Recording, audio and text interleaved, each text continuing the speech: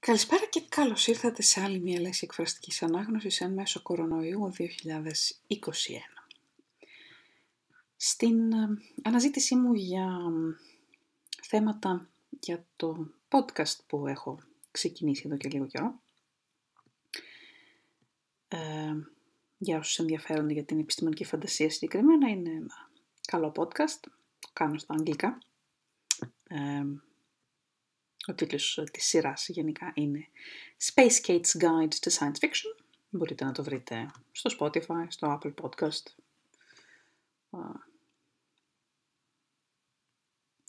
Ναι, αρκετή διαφήμιση.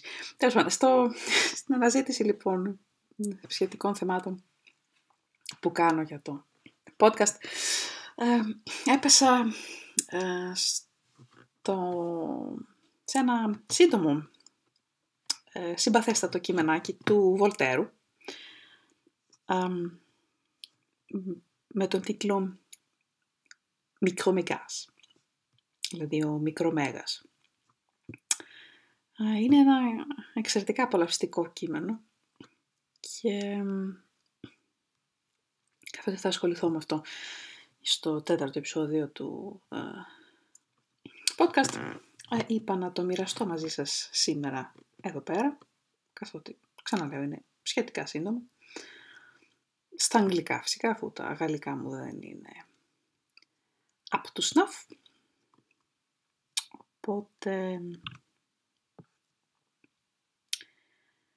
Voltaire, λοιπόν, Micromegas, Chapter 1. Voyage of an inhabitant of the Sirius star to the planet Saturn. On one of the planets that orbits the star named Sirius, there lived a spirited young man who I had the honour of meeting on the last voyage he made to our little anthill. He was called Micromegas, a fitting name for anyone so great. He was 8 leagues tall, or 24,000 geometric paces of 5 feet each. Certain geometers, always of use to the public, will immediately take up their pens and will find that since Mr. Micromegas, inhabitant of the country of Sirius, is 24,000 paces tall, which is equivalent to 20,000 feet, and since we citizens of the earth are hardly 5 feet tall, and our sphere 9,000 leagues around, they will find, I say, that it is absolutely necessary that the sphere that produced him was 20,600,000 times greater in circumference than our little earth. Nothing in nature is simpler or more orderly. The sovereign states of Germany or Italy, which one can traverse in a half-hour, compared to the empires of Turkey, Moscow, or China, are only feeble reflections of the prodigious differences that nature has placed in all beings. His Excellency's size being as great as I have said, all our sculptors and all our painters will agree without protest that his belt would have been 50,000 feet around, which gives him very good proportions. His nose taking up 1/3 of his attractive face, and his attractive face taking up 1/7 of his attractive body, it must be admitted that the nose of the Syrian is 6,333 feet plus a fraction, which is manifest. As for his mind, it is one of the most cultivated that we have. He knows many things. He invented some of them. He was not even 250 years old when he studied, as is customary, at the most celebrated colleges of his planet, where he managed to figure out by pure willpower more than 50 of Euclid's propositions. That makes 18 more than Blaise Pascal, who, after having figured out 32 while screwing around, according to his sister's reports, later became a fairly mediocre geometer and a very bad metaphysician. Towards his 450th year, near the end of his infancy, he dissected many small insects, no more than 100 feet in diameter, which would evade ordinary microscopes. He wrote a very curious book about this, and it gave him some income. The mufti of his country, an extremely ignorant worrywart, found some suspicious, rash, disagreeable, and heretical propositions in the book, smelt heresy, and pursued it vigorously. It was a matter of finding out whether the substantial form of the fleas of Sirius were of the same nature as those of the snails. Micromegas gave a spirited defence. He brought in some women to testify in his favour. The trial lasted 220 years. Finally, the Mufti had the book condemned by jurisconsults who had not read it, and the author was ordered not to appear in court for 800 years. He was thereby dealt the minor affliction of being banished from a court that consisted of nothing but harassment and pettiness. He wrote an amusing song at the expense of the Mufti, which the latter hardly noticed, and he took to voyaging from planet to planet in order to develop his heart and mind, as the saying goes. Those that travel only by stagecoach or sedan will probably be surprised to learn of the carriage of this vessel, for we, on our little pile of mud, can only conceive of that to which we are accustomed.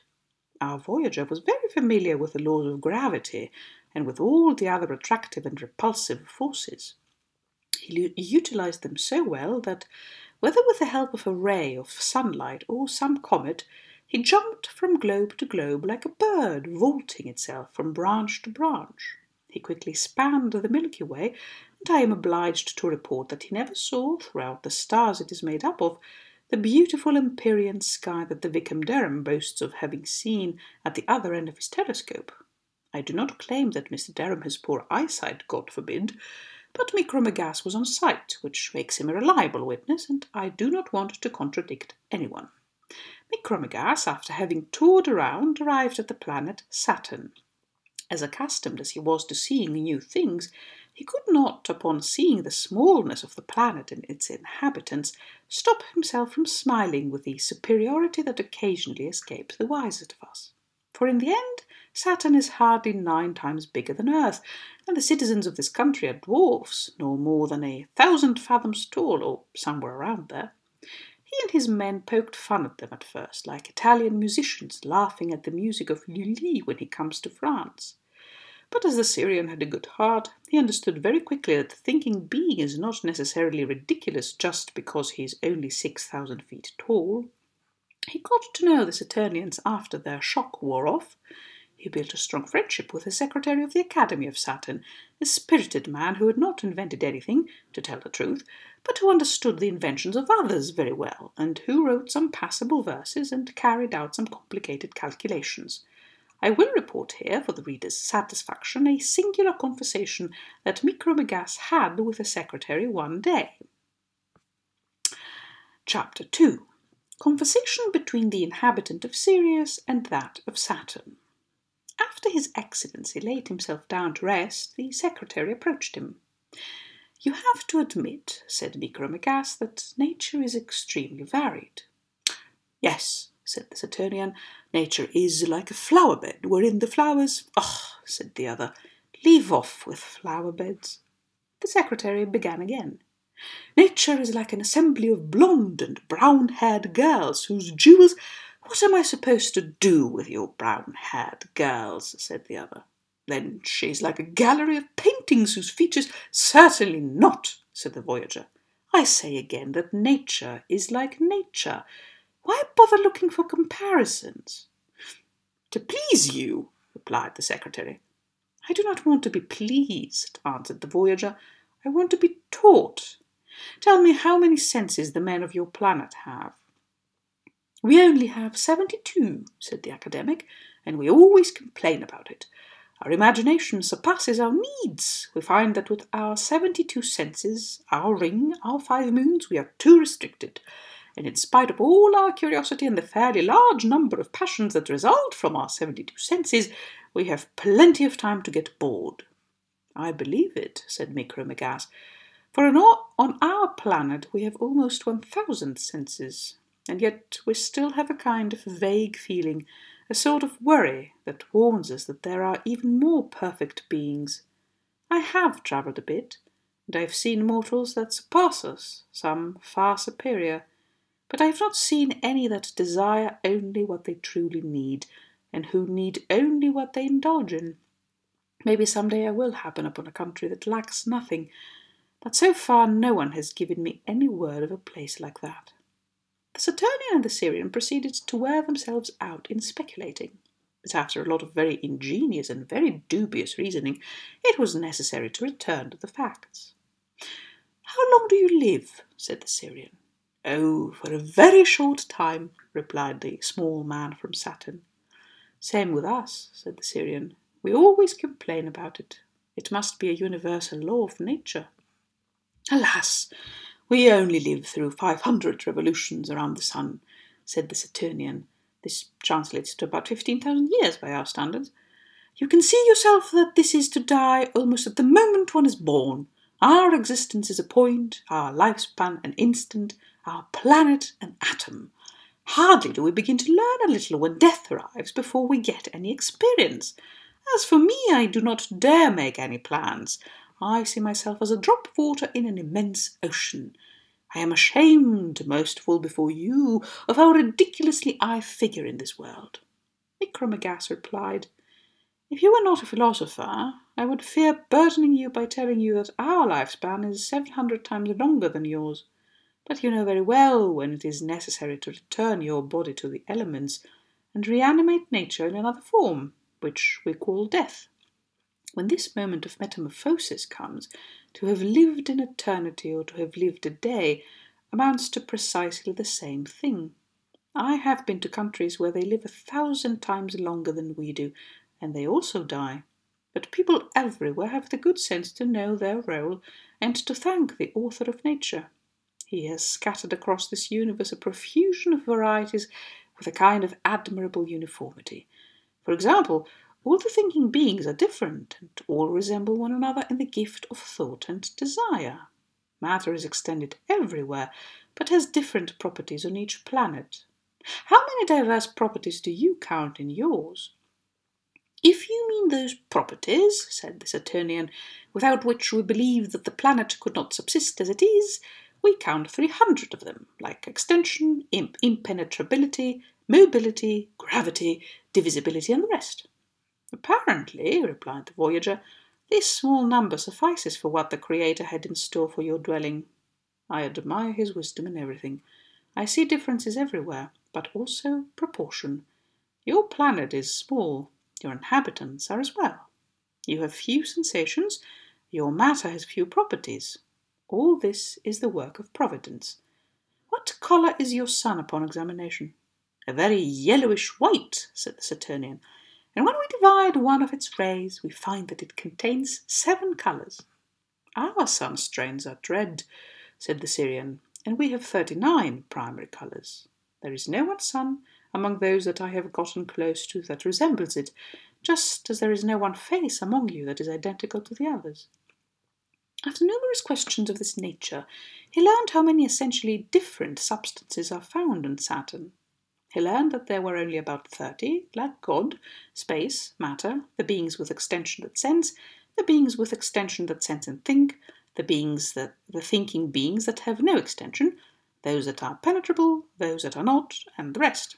The Syrian, whose home contained 300 and who had discovered 3,000 of them in his voyages, prodigiously surprised the philosopher of Saturn.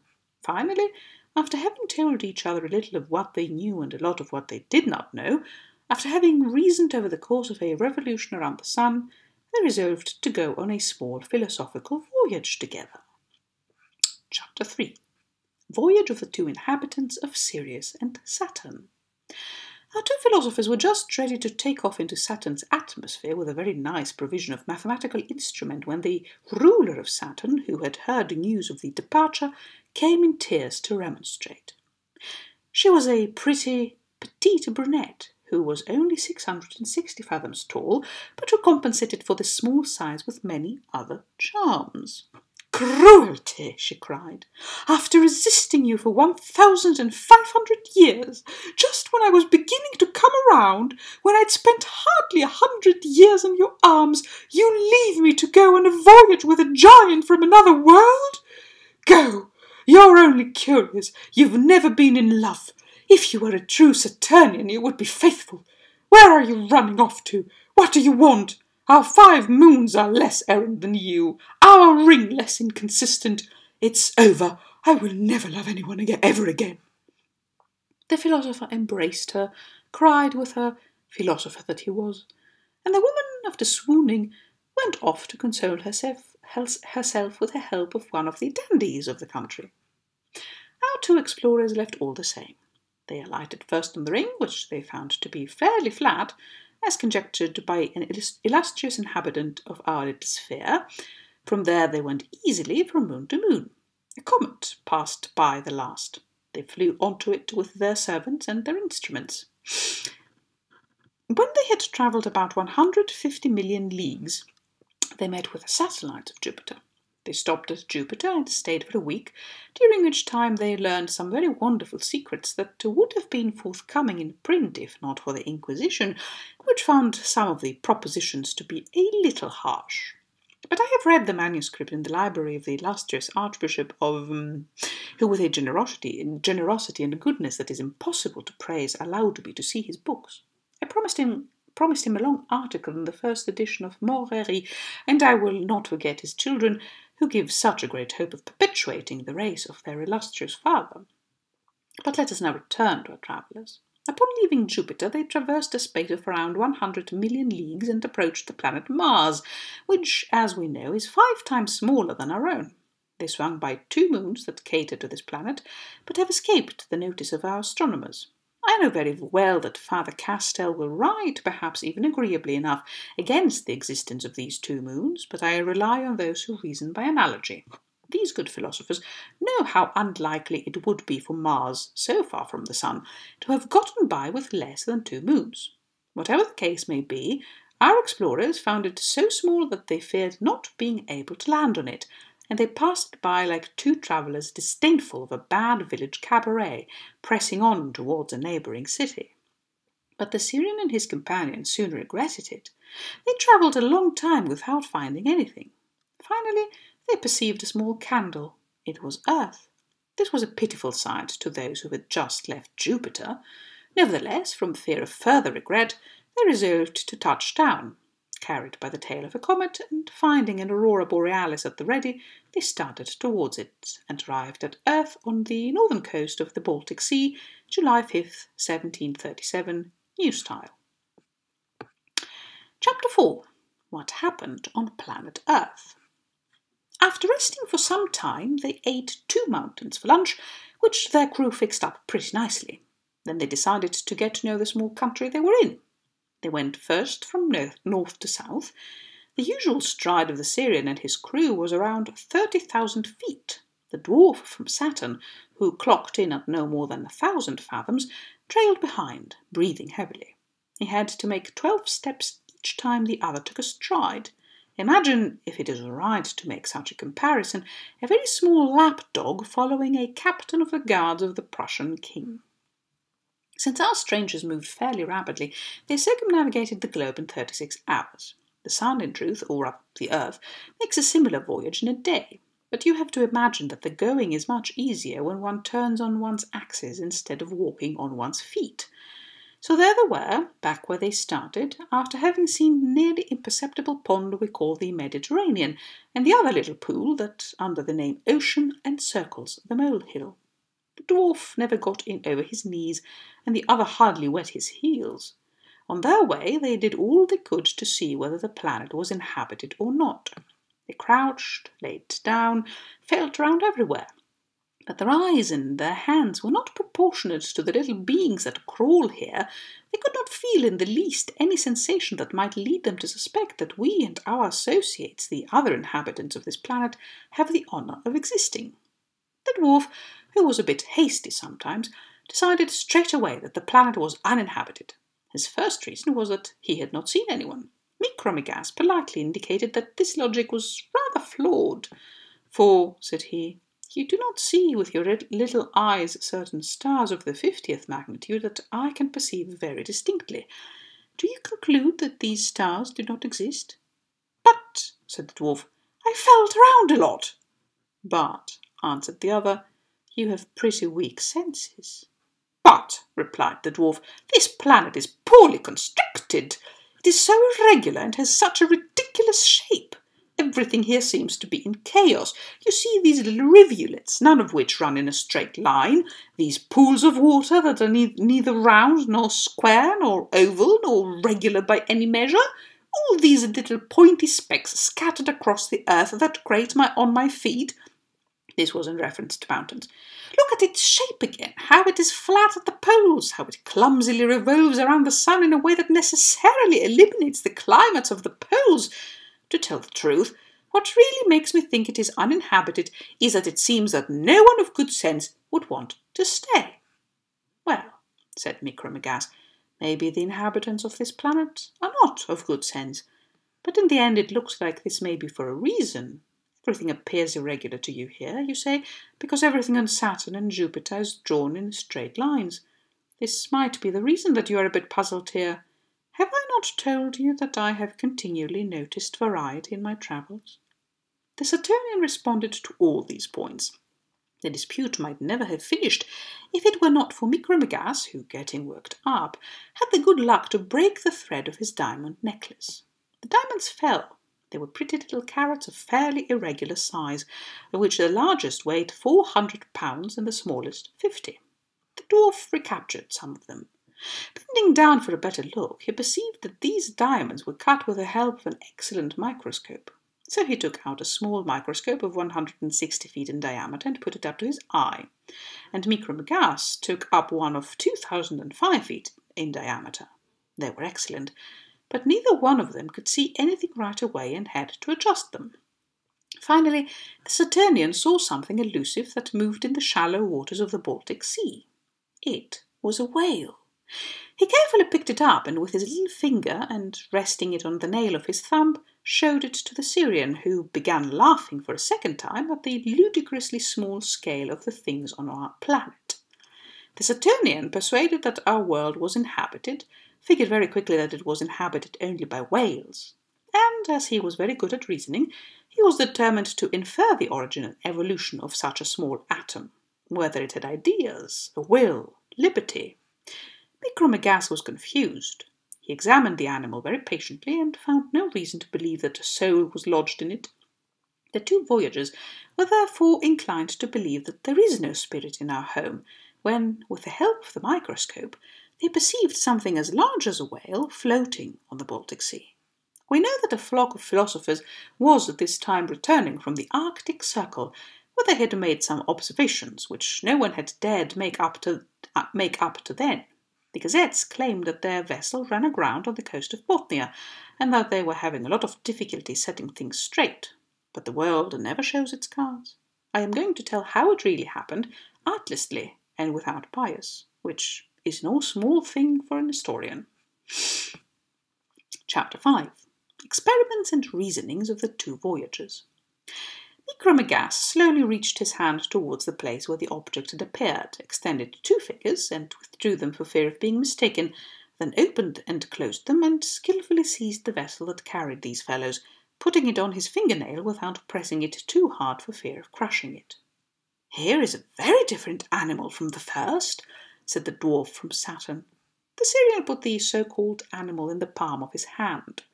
The passengers and the crew, who believed themselves to have been lifted up by a hurricane and who thought they were on some sort of boulder, scurried around.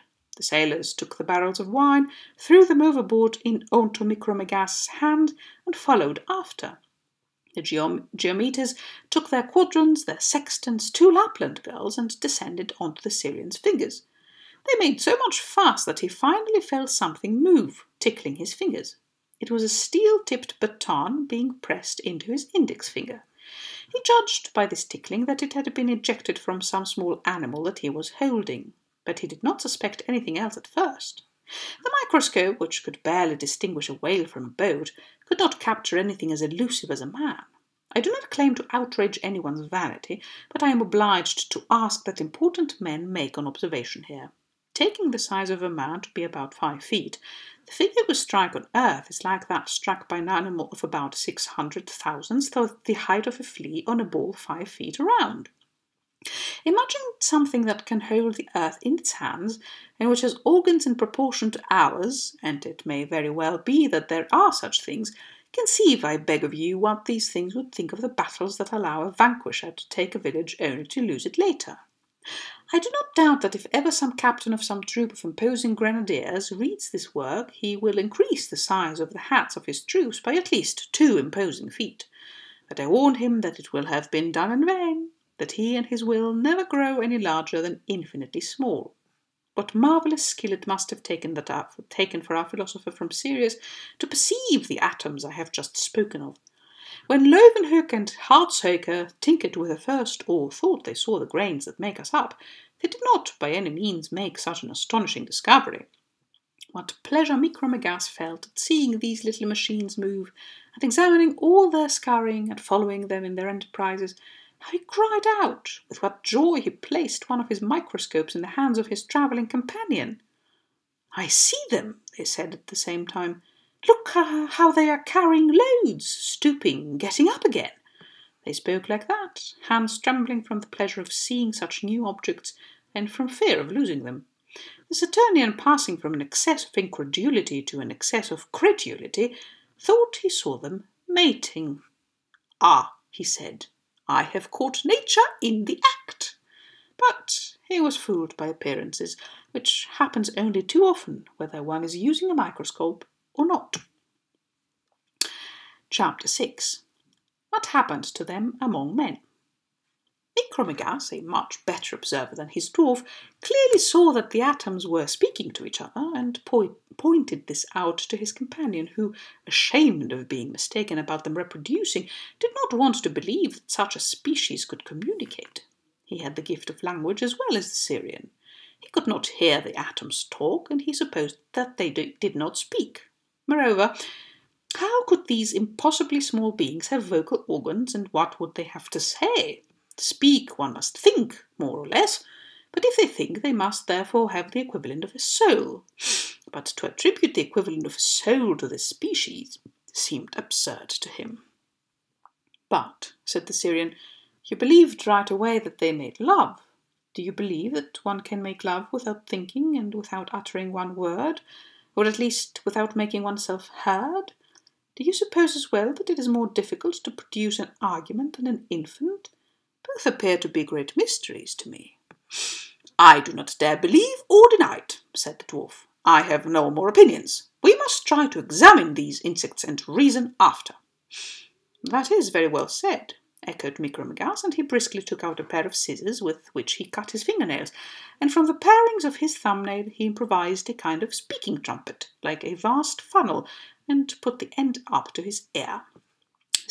The circumference of the funnel enveloped the vessel and the entire crew. The weakest voice entered into the circular fibres of the nails in such a way that, thanks to his industriousness, the philosopher above could hear the drone of the insects below perfectly. In a small number of hours he was able to distinguish words, and finally to understand French. The dwarf managed to do the same, though with more difficulty. The Voyagers' surprise redoubled each second. They heard the mites speak fairly intelligently. This performance of nature's seemed inexplicable to them. You may well believe that the Syrian and the dwarf burned with impatience to converse with the atoms. The dwarf feared that his thunderous voice, and assuredly Micromegas, would deafen the mites without being understood. They had to diminish its force.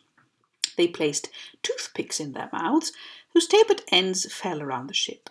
The Syrian put the dwarf on his knees, and the ship with its crew on a fingernail. He lowered his head and spoke softly. Finally, relying on these precautions and many others, he began his speech like so: "Invisible insects that the hand of the Creator has caused to spring up in the abyss of the infinitely small, I thank him for allowing me to uncover these seemingly impenetrable secrets. Perhaps those at my court would not deign to give you audience, but I mistrust no one, and I offer you my protection." If anyone has ever been surprised, it was the people who heard these words. They could not figure out where they were coming from.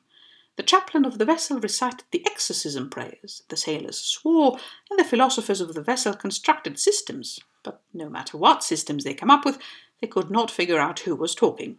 The dwarf from Saturn, who had a softer voice than Micromegas, told them in a few words what species they were dealing with. He told them about the voyage from Saturn, brought them up to speed on what Mr. Micromegas was, and after lamenting how small they were, asked them if they had always been in this miserable state so near nothingness, what they were doing on a globe that appeared to belong to whales, whether they were happy, if they reproduced, if they had a soul, and 100 other questions of this nature. A reasoner among the troop, more daring than the others, and shocked that someone might doubt his soul, observed the interlocutor with sight. Vanes pointed at a quarter circle from 2 different stations, and at the third spoke thusly. "You believe, then, sir, that because you're 1,000 fathoms tall from head to toe, that you are a 1,000 fathoms?" cried the dwarf. "Good heavens, how could he know my height? 1,000 fathoms! You cannot mistake him for a flea. This atom just measured me. He is a surveyor, he knows my size, and I, who can only see him through a microscope, I still do not know his." "Yes, I measured you," said the physician, "and I will measure your large companion as well." The proposition was accepted. His Excellency laid it down flat. For were he to stay upright, his head would have been among the clouds. Our philosophers planted a great shaft on him in a place that Dr. Swift would have named, but that I will restrain myself from calling by its name out of respect for the ladies. Next, by a series of triangles linked together, they concluded that what they saw was in effect a young man of 120,000 feet. So Micromegas delivered these words: "I see more than ever that one must not judge anything by its apparent size. O God, you who have given intelligence to substance that appears contemptible, the infinitely small costs you as little as the infinitely large. And if it is possible that there are such small beings as these, there may just as well be a spirit bigger than those of the superb animals that I have seen in the heavens, whose feet alone would cover this planet." One of the philosophers responded that he could certainly imagine that there are intelligent beings much smaller than man. He recounted, not every fabulous thing Virgil says about bees, but what Swammerdam discovered and what Reaumur has anatomized. He explained finally that there are animals that are to bees what bees are to man, what the Syrian himself was for the vast animals he had spoken of, and what these large animals are to other substances before which they looked like atoms. Little by little the conversation became interesting, and Micromegas spoke thusly. Chapter 7. Conversation with the men. O intelligent atoms, in which the eternal being desired to make manifest his skill and his power, you must, no doubt, taste pure joys on your planet. For having so little matter and appearing to be entirely spirit, you must live out your life thinking and loving, the veritable life of the mind. Nowhere have I seen true bliss, but it is here, without a doubt. At this, all the philosophers shook their heads, and one of them, more frank than the others, avowed that if one accepts a small number of inhabitants held in poor regard, all the rest are an assembly of mad, vicious, and wretched people. "We have more substance than is necessary," he said, "to do evil, if evil comes from substance, and too much spirit, if evil comes from spirit. Did you know, for example, that as I am speaking with you, there are 100,000 madmen of our species wearing hats, killing 100,000 other animals wearing turbans, or being massacred by them, and that we have used almost the surface of the earth for this purpose since time immemorial?" The Syrian shuddered, and asked the reason for these horrible quarrels between such puny animals. "It is a matter," said the philosopher, "of some piles of mud as big as your heel. It is not that any of these millions of men that slit each other's throats care about this pile of mud. It is only a matter of determining if it should belong to a certain man who we call Sultan, or to another who we call, for whatever reason, Tsar. Neither one has ever seen, nor will ever see, the little piece of earth, and almost none of these animals that mutually kill themselves have ever seen the animal for which they kill." "Oh, cruel fate!" cried the Syrian with indignation. "Who could conceive of this excess of maniacal rage? It makes me want to take 3 steps and crush this whole anthill of ridiculous assassins." "Do not waste your time," someone responded. "They are working towards ruin quickly enough. Know that after 10 years only 1/100th of these scoundrels will be here. Know that even if they have not drawn swords, hunger, fatigue, or intemperance will overtake them. Furthermore, it is not they that should be punished. It is those sedentary barbarians who, from the depths of their offices, order, while they are digesting their last meal, the massacre of 1,000,000 men, and who subsequently give solemn thanks to God." The Voyager was moved with pity for the small human race, where he was discovering such surprising contrasts. "Since you are amongst the small number of wise men," he told these sirs, "and since apparently you do not kill anyone for money, tell me, I beg of you, what occupies your time?" "We dissect flies," said the philosopher. "We measure lines, we gather figures, we agree with each other on 2 or 3 points that we do not understand." It suddenly took the Syrian and the Saturnians' fancy to question these thinking atoms, to learn what it was they agreed on. "What do you measure," said the Saturnian, "from the dog star to the great star of the Gemini?" They responded all at once, 32.5 degrees. "What do you measure from here to the moon?" 60 radii of the earth even. "How much does your air weigh?" He thought he had caught them, but they all told him that air weighed around 900 times less than an identical volume of the purest water, and 19,000 times less than a gold ducat. The little dwarf from Saturn, surprised at their responses, was tempted to accuse of witchcraft the same people he had refused the soul 15 minutes earlier. Finally, Micromegas said to them, "Since you know what is exterior to you so well, you must know what is interior even better. Tell me what your soul is and how you form ideas." The philosophers spoke all at once as before, but they were of different views. The oldest cited Aristotle, another pronounced the name of Descartes, this one here Malebranche, another Leibniz, another Locke. An old peripatetic spoke up with confidence. "The soul is an entelechy, and reason gives it the power to be what it is. This is what Aristotle expressly declares, page 633 of the Louvre edition." He cited the passage. This passage of Aristotle on the Soul, Book 2, Chapter 2, is translated thusly by Casaubon: "Anima quedam perfectio et actus accratio est quod potentiam habet ut eius modi sit." "I do not understand Greek very well," said the giant. "Neither do I," said the philosophical mite. "Why, then," the Syrian retorted, "are you citing some man named Aristotle in the Greek?" "Because," replied the savant, "one should always cite one does not understand at all, in the language one understands the least." The Cartesian took the floor and said, "The soul is a pure spirit that has received in the belly of its mother all metaphysical ideas, and which, leaving that place, is obliged to go to school and to learn all over again what it already knew, and will not know again." "It is not worth the trouble," responded the animal with the height of 8 leagues, "for your soul to be so knowledgeable in its mother's stomach, only to be so ignorant when you have hair on your chin. But what do you understand by the mind?" "You are asking me?" said the reasoner. "I have no idea. We say that it is not matter, but do you at least know what matter is?" "Certainly," replied the man. "For example, this stone is grey, has such and such a form, has 3 dimensions, is heavy and divisible." "Well," said the Syrian, "this thing that appears to you to be divisible, heavy and grey, will you tell me what it is? You see some attributes, but behind those, are you familiar with that?" "No," said the other. "So you do not know what matter is." So Micromegas, addressing another sage that he held on a thumb, asked what his soul was and what it did. "Nothing at all," said the Malebranchist philosopher. "God does everything for me. I see everything in him, I do everything in him. It is he who does everything that I get mixed up in." "It would be just as well not to exist," retorted the sage of Sirius. "And you, my friend?" he said to a Leibnizian who was there. "What is your soul?" "It is," answered the Leibnizian, "the hand of a clock that tells the time while my body rings out. Or, if you like, it is my soul that rings out while my body tells the time.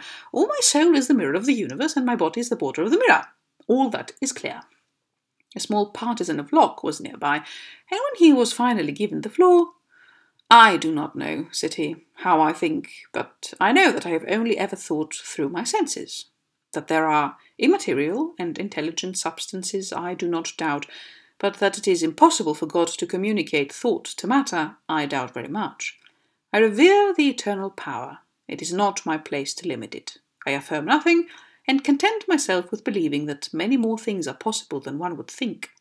The animal from Sirius smiled. He did not find this the least bit sage, while the dwarf from Saturn would have kissed the sectarian of Locke were it not for the extreme disproportion. But there was, unfortunately, a little animalcule in a square hat who interrupted all the other animalcule philosophers. He said that he knew the secret, that everything would be found in the Summa of St. Thomas. He looked the two celestial inhabitants up and down. He argued that their people, their worlds, their suns, their stars, had all been made uniquely for mankind. At this speech, our two voyagers nearly fell over with that inextinguishable laughter which, according to Homer, is shared with the gods. Their shoulders and their stomachs heaved up and down, and in these convulsions the vessel that the Syrian had on his nail fell into one of the Saturnian's trouser pockets. These two good men searched for it a long time, found it finally, and tidied it up neatly. The Syrian resumed his discussion with the little mites. He spoke to them with great kindness, although in the depths of his heart he was a little angry that the infinitely small had an almost infinitely great pride. He promised to make them a beautiful philosophical book, written very small for their usage, and said that in this book they would see the point of everything. Indeed, he gave them this book before leaving. It was taken to the Academy of Science in Paris, but when the ancient secretary opened it, he saw nothing but blank pages. "Ah," he said, "I suspected as much." Καλό βράδυ.